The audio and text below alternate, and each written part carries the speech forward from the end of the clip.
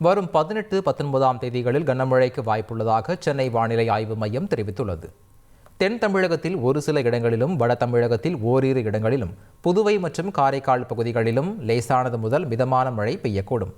18ஆம் தேதி தஞ்சை, திருவாரூர், நாகை, மயிலாடுதுறை, புதுக்கோட்டை மற்றும் ராமநாதபுரத்தில் ஓரிரு இடங்களில், காரைக்கால் பகுதிகளிலும் கனமழை பெய்ய வாய்ப்புள்ளது. 19ஆம் தேதி கடலோர தமிழகத்தில் அநேக இடங்களிலும், உள் தமிழகத்தில் ஒரு சில இடங்களிலும் இடி மின்னலுடன் கூடிய லேசானது முதல் மிதமான மழை பெய்யக்கூடும். அதேபோல் தஞ்சை, திருவாரூர், நாகை, மயிலாடுதுறை, புதுக்கோட்டை, ராமநாதபுரம், தூத்துக்குடி, நெல்லை, குமரி, காரைக்காலில் கனமழைக்கு வாய்ப்புண்டு. சென்னை மற்றும் புறநகர் பகுதிகளில் நகரின் ஒரு சில இடங்களில் லேசானது அல்லது மிதமான மழை பெய்யும் என எதிர்பார்க்கப்படுகிறது. சென்னையை அடுத்த கோவளத்தில் நடைபெற்று வந்த ஹெலிகாப்டர் சுற்றுலாவுக்கு தடை விதிக்கப்பட்டுள்ளது.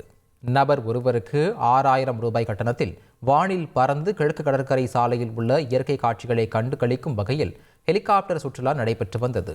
முறையான அனுமதி, உரிய பாதுகாப்பு ஏற்பாடு இன்றியும் ஹெலிகாப்டர் சுற்றுலா நடைபெறுவதாக புகார்கள் எழுந்தன. இதையடுத்து ஆட்சியர் உத்தரவின் பேரில் தனியார் நிறுவனத்திற்கு சீல் வைக்கப்பட்டதுடன் ஹெலிகாப்டர் சேவைக்கும் தடை விதிக்கப்பட்டது. இதனால் பணம் கட்டி முன்பதிவு செய்திருந்த பொதுமக்கள் ஏமாற்றம் அடைந்தனர். கட்டிய பணத்தை திரும்ப அளிப்பதாக தனியார் நிறுவனம் ஒப்புக்கொண்டுள்ளது.